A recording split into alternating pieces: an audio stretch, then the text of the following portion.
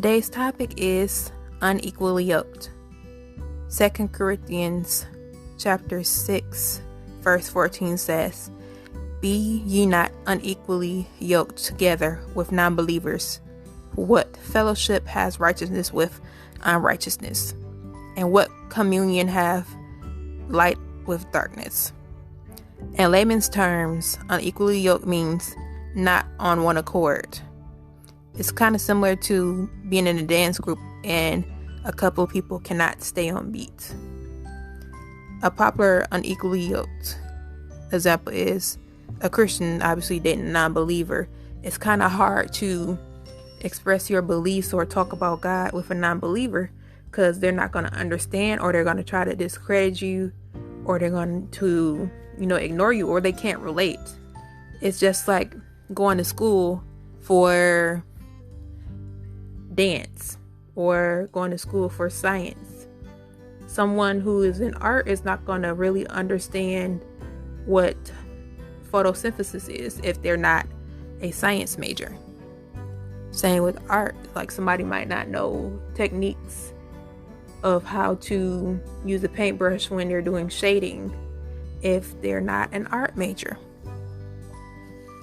And I get that love is love and love the person for who they are, but you have to do what's best for your spirits.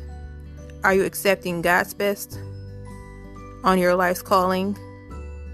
Again, I also want to bring your attention to, just because you guys are both Christian doesn't mean you're equally yoked. And I had to learn that the hard way with this gentleman, family, friends, or whatever.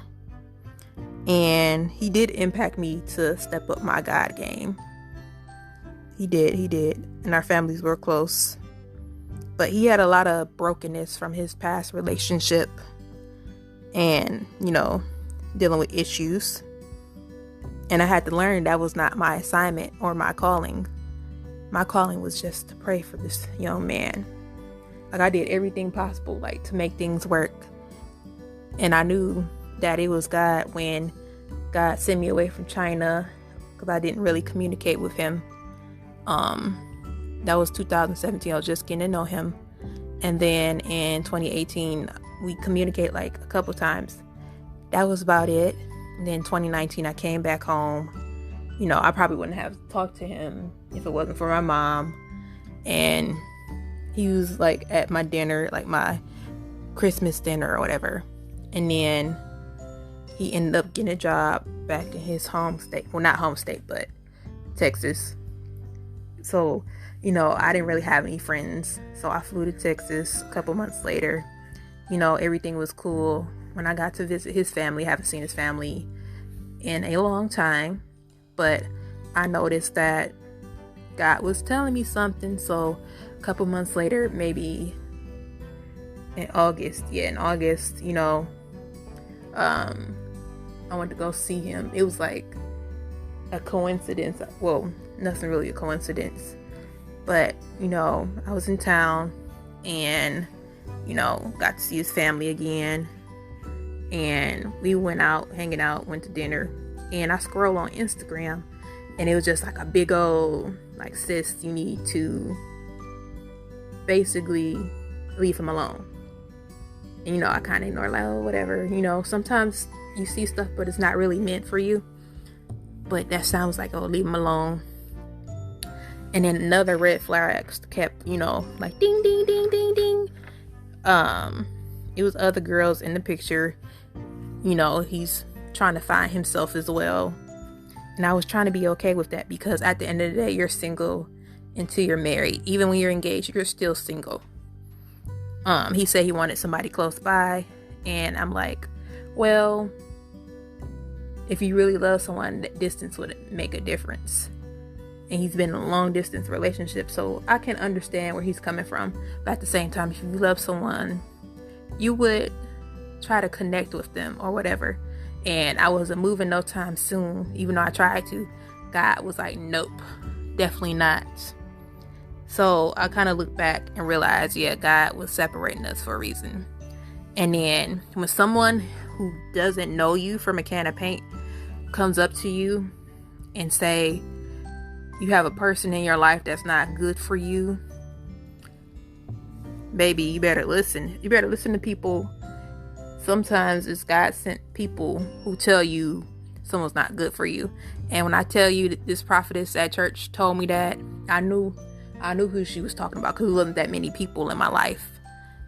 He was like the only dude basically in my life. Like, that was my friend and stuff like that. But I developed feelings for him. But I like boo-hooed and cried my little self, because I just knew that she was talking about him. And I had to write him a letter, because like sometimes you can't say everything you want to say. It's just better when you write stuff out on paper.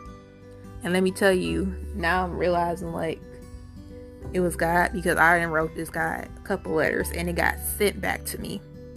So I knew like that wasn't for me. But he got the last letter, and I basically was saying, I appreciate you and just want to thank you for all that you have done for me. I don't want to sound unappreciative, but God had a better plan for me versus the plan that I wanted you to be in. So it really hurt me, but I haven't heard from him since then, which is good. And it just feels different. It feels really different, and it's just like a release. I'm still healing from it, but sometimes the people that you expect to be in your life is not really for you. You have to ask God for clarification and just have him weed out people who are not for you. You have to say, God, if this person is for me, show me a sign, or grab my attention.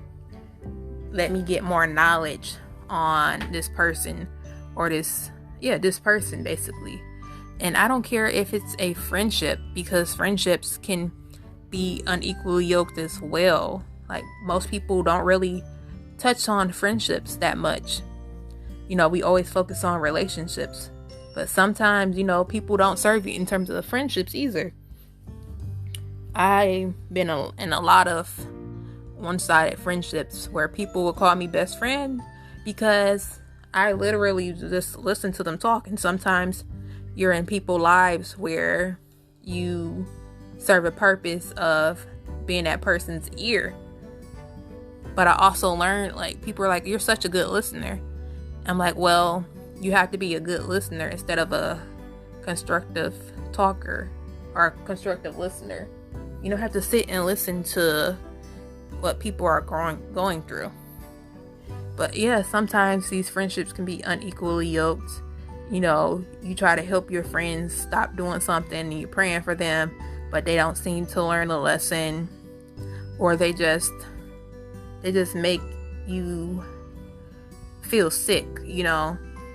That's one problem that I was seeing within myself in this situationship. Like, I just felt sick to my stomach all the time. Like, I was angry at my loved ones when I didn't hear from dude. So you want to make sure that you are equally yoked. I don't care if it's a teacher, or you're not gonna really see the teacher that long, but those relationships that can better you, like, make sure you're equally yoked with your parents or your family sometimes. And it hurts sometimes that you have to walk away from people that you love. You did the best you could, and you just ask God to watch over them and protect them and pray for them from a distance. We have to learn how to let things go. Sometimes our time is up with people. We try to spend more time with them than we need to. Our season for them in our lives are over, and we have to be conscientious of that. We have to let go. We have these attachments and soul ties, which aren't good. Even if you're not having sex with them, they're emotional soul ties as well. When you spend a lot of time with someone, you gain a soul tie. There are good soul ties and there are bad soul ties.